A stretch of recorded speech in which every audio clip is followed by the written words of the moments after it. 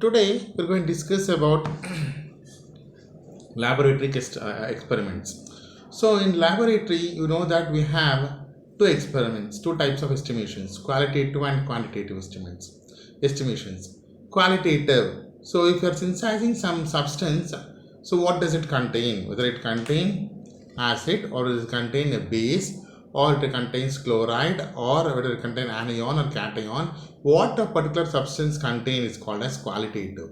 Quantitative means so how much amount of a particular constituent is containing. So if you're going to synthesize any component, okay, so we will first contribute. We're going to first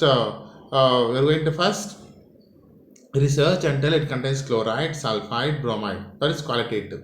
Next step is how much amount of chloride, how much amount of sulfate, how much amount of bromide. So the weight of chloride, sulfide, bromide present is called as quantitative analysis. The amount of particular constituent present, examining the or determining the particular constant present in a given substance is called as qualitative, and finding out how much amount of particular constituent or the weight is called as quantitative. So here in chemistry laboratory you have quantitative analysis itself. So quantitative analysis can be done by volumetric method, that is classical volumetric method titration, or by instrumentation. So instrumentation. So here we have both instrumentation as well as your volumetric analysis. So instrumentation. So as you know, instrumentation can be done by what do you mean by instrumentation? So your salt based analysis, sodium hydroxide versus HCl. HCl can be estimated by titrating with NaOH using phenolphthalein indicator. By adding NaOH dropwise, so we can find out how much volume of NaOH is required to neutralize HCl. By knowing the volume of NaOH required to neutralize the HCl, so we can find out the normality and strength of HCl. That is when you get the pale pink color, right? The same experiment can be done by measuring the parameters such as conductometry, or measuring the parameters such as potential or pK of the reaction, or any other parameters. So if we are determining the endpoint of any reaction by measuring certain parameters, it is called as instrumentation. So the instrumentation experiments are more accurate because they are graphical methods. So they are not going to use any indicators there. So we are going to minimize the use of chemicals. Since it is a graphical method, the results are more accurate. The manual errors are very less. Why they are less? Because so we tell pale pink, but we're going to add little more extra to get dark color, right? So because of that, 1.1 or 0.2 ml of NaOH, the titrant add also will contribute to maximum error. Okay, that error is reduced.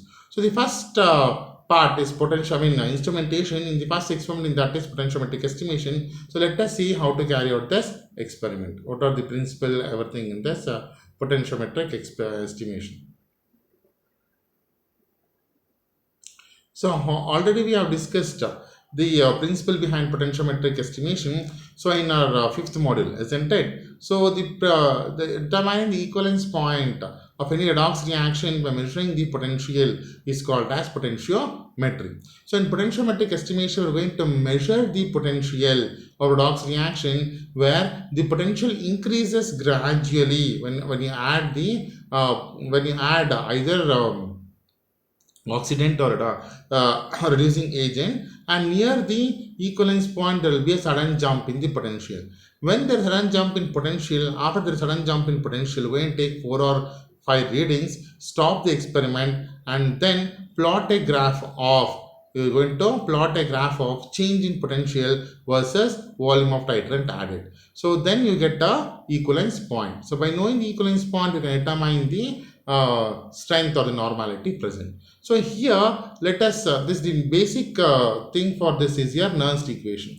So you have this Nernst equation over here. So E is equal to E naught plus 0.0591 by N log concentration of oxidant by oxidizing form by reduced form, right? So let us take an example of K2Cr2O7 versus FAS. When I take K2Cr2O7 in the burette, we are going to take FAS in the beaker. So we're going to dip 2 electrodes. What are those electrodes? One is the indicator electrode, other one is the reference electrode. Reference electrode used here is tantalum electrode. Indicator electrode used here is the platinum electrode. We're going to add K2Cr2O7 in the increments of 0.5 ml. After every addition, you're going to measure the potential. So when before adding K2Cr2O7, you will have Fe2 plus in the beaker. You have only Fe2 plus. When you add K2Cr2O7, what happens? Fe2 plus will get oxidized to give you Fe3 plus and an electron. As you go on adding K2Cr2O7 from the burette to the beaker, what happens? The concentration of this will decrease, where the concentration of this Fe3 plus will increase. When you substitute the concentrations of Fe3 plus and Fe2 plus in the Nernst equation, that is oxidized form by reduced form. So let us assume initially the concentration of this was only 1. So and the concentration of this was 99. So 1 by 99. It has some fraction. Again it will increase. 2 by this will increase and this will decrease, right? So at one point of time, so when what will happen? This will be 10. This will be 90. This will be 10. So now another 0.5 ml. This will be 80. This will be 20. So slowly at one point of time you'll have 60 here and you'll have 40 here. When you add another 0.5 ml, that 0.5 ml is sufficient to convert the entire Fe2 plus 60 Fe2 plus to Fe3 plus. Okay. So what happens? This entire 60 Fe2 plus will get converted to Fe3 plus. Okay, this entire. So what will happen? There will be a sudden change in potential. So initially there will be slowly. So 10 or 5 will be increasing. That 0.5 ml is sufficient to convert the entire 60 Fe2 plus to Fe3 plus. So this will become 1 and this will become 99. So what happens here? This will become 99 and this will become 1. So that is the reason near the equivalence point there is a sudden jump in potential. There is a sudden jump in potential. Okay. So that is the main reason. So okay. So once there is one jump in potential, we're going to add K2Cr2O7. So here what's happening? As Fe2 plus is oxidizing Cr3 plus. So K2Cr2O7 contains Cr plus 6, right? So Cr plus 6 will get reduced by accepting 3 electrons to give you Cr plus 3.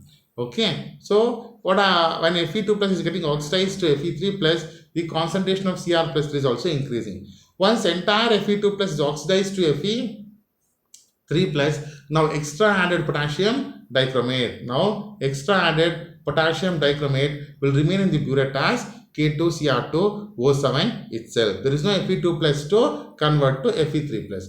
Now the potential even now the potential will increase. So how will it increase? Here, because what happens? Already Cr3 plus is converted to Cr plus 6, right? So now the potential, instead of depending on Fe plus 3 and Fe plus 2, the potential depends upon Cr plus, that is oxidized form by Cr plus 3. So already, since this reaction is occurring initially, this is constant. This is 100. Okay. So when you add 0.5 ml of K2Cr2O7, it will become 1. Another 0.5 ml, it will become 2. Another 0.5 ml, it will become 3. Another 0.5 ml, it will become 4. So 3 by 100, 4 by 100 is 0.04, 0.05, right? So slow increase in the potential.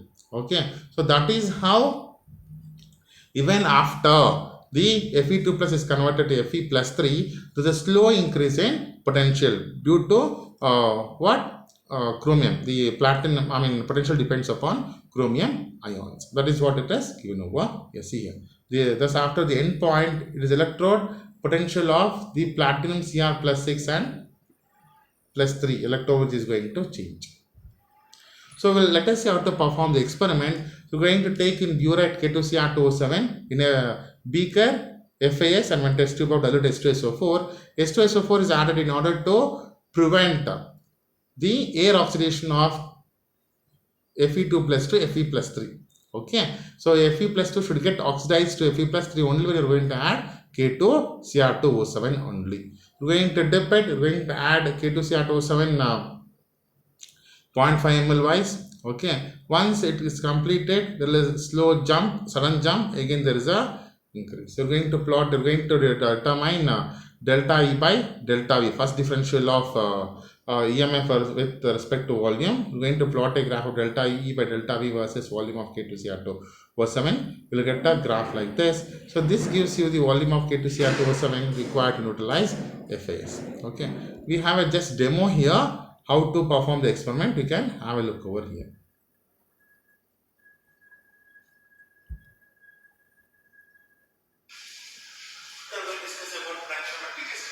FAS. We already discussed the theory. So let us see the live demonstration of potentiometric estimation of FAS. So in the we're going to take strong oxidizing agent potassium dichromate. In the beaker we have taken reducing agent FAS, that is ammonium sulfate, and we have taken two electrodes. These electrodes, one is indicator electrode, that is platinum electrode, other one is standard reference electrode, that is standard calomel electrode. Okay, so to this we are going to add 1 test tube of sulfuric acid in order to prevent air oxidation of Fe2 plus to Fe3 plus. So these both electrodes are connected to the potentiometer shown here. Okay, so once it is connected to the potentiometer, so we will take the 0 reading. We are going to shake. So in order to prevent the breakage of either electrode or the beaker, we are using the straw to uniform concentration to blow. Okay, not to shake. We are not going to shake, not to stir, not going to shake this either beaker, because a beaker may damage, electrodes may damage. Not to prevent that, we are going to use the straw. Okay, so the 0 reading, it is 278 before adding potassium dichromate, it is 278. So we are going to add potassium dichromate in the increments of 0.5 ml. You can see here it is colorless. Before adding K2Cr2O7, you can see it is very clear here, it is colorless. I am going to add 0.5 ml of K2Cr2O7. When I add K2Cr2O7 0.5 ml, what happens? Fe2 plus will get converted to Fe3 plus. You can see change in color. You get light blue in color. So the EMF also increases. It is around 284. So similarly, we are going to add potassium dichromate in the increments of 0.5 ml until you get sudden jump in potential. See this color intensity will, as oxidation increases, the intensity of this bluish color also will increase and EMF also will increase. It is 299.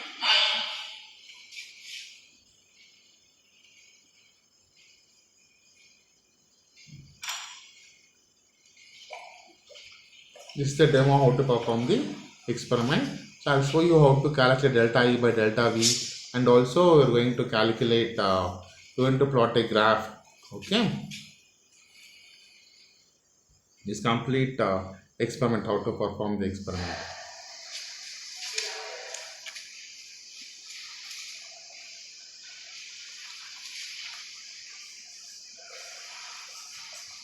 See there is slow increase in potential.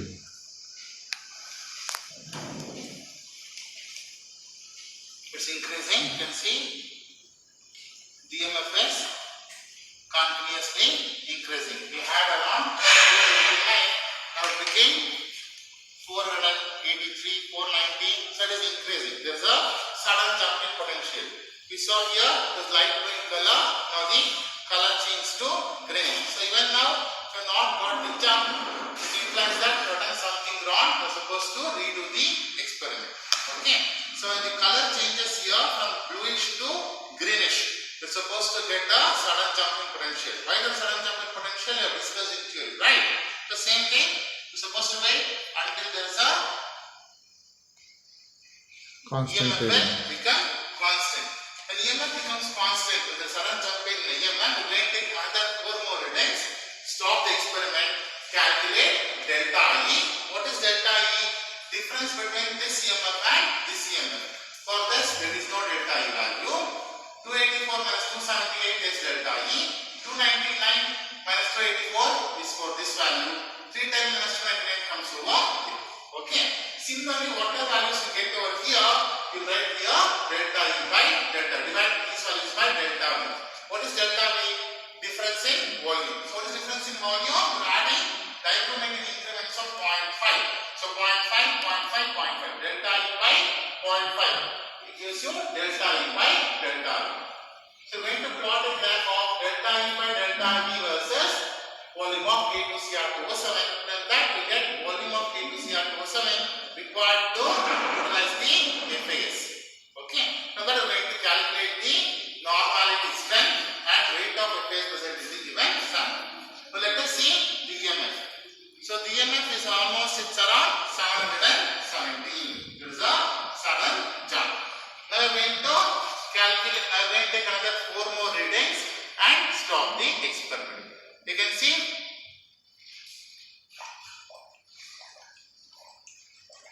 bluish became yellowish in color. It implies that K2Cr2O7 started increasing. So it is 797.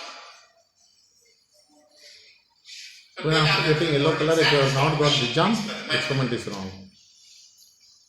So we have to calculate delta E for all the values and calculate delta E by delta V. So we have to plot a graph of delta E by delta V versus volume of K2Cr2O7. The graph we get like this. So delta E by delta V is on y-axis and x-axis volume of K2Cr2O7. From the graph, it is very clear that the volume of FA is required as 2.5. This is the nature of graph we get.